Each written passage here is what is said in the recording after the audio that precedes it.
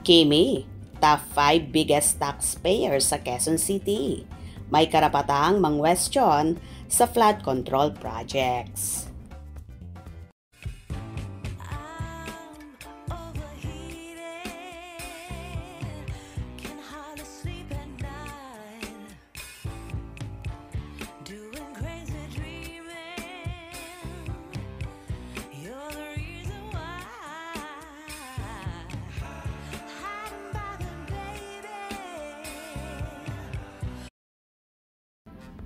Susmiyo, pati pag-pronounce ni Kim Chiu sa pangalan ng Four of Spades, big deal na sa social media. As if ito ang first time ni Kim. Ha ha ha ha.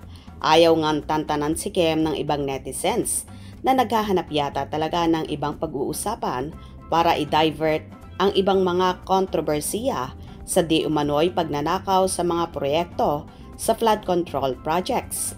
Nag-apologize na si Kim sa kanyang mispronunciation sa Four of Spades, said Showtime, at sinabi niyang isa itong honest mistake. Maaalaalang naganap ang nasabing mispronunciation ni Kim sa Showtime kung saan aksidenteng natawag ni Kim ang grupo ng INV, imbes na Roman numeral 4, na sa number ay 4. Ayon na, binakbaka na siya ng pangungutya ng ibang netizens na parang ang laking bagay noon. May nag-post pa ng clip ng nasabing error ni Kim at talagang pinalaki na. Pero may sagot ang actress TV host sa mga panlalait noong Sabado at sinasabing hindi siya pamilyar sa nasabing banda. Kaya ganon. Binigyan din rin niya na may mas malalaking issue kabilang ang patuloy na kontrobersiya sa flood control projects na konektado ang di umano'y corruption sa buwis na mas nararapat daw bigyan ng pansin sa social media. Let me just clear this out. Bilang mahilig ata tong account na to sa cloud. Honest mistake. Di ko talaga sila kilala. Kung naitama ko yung pangalan nila, may magbabago ba? May babalik ba sa atin yung ninakaw na tax natin? I think there is so much more problem in Philippines now than this na mas. Sabi pa niya na malapit nang mapanood sa seryeng The Alibay na pinagtatambalan ulit nila ni Paulo Avellino. At yun na raw ang huling pagkakataon na magsasalita siya tungkol dito.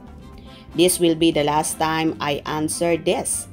Right now, there are far bigger problems in our country and even in our lives than nitpicking on small things like this. Ako nga, my surname is often misspelled as Chuy instead of Chu. Pero never ko naman pinapalaki or ginagawang issue.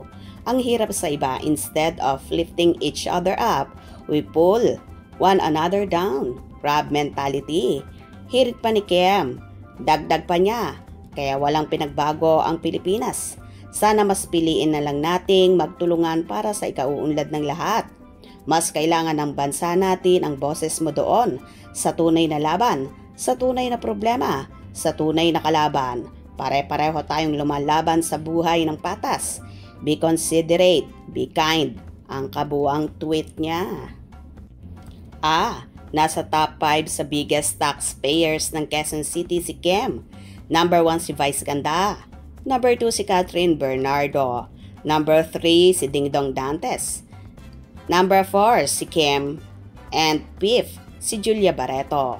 Kaya may karapatan naman siyang mangwestiyon tungkol sa anomalya sa flood control projects. Totoo naman ang sinabi ni Chinita Princess. Konting pagkakamali lang niya ay nakikita ng mga bashers niya.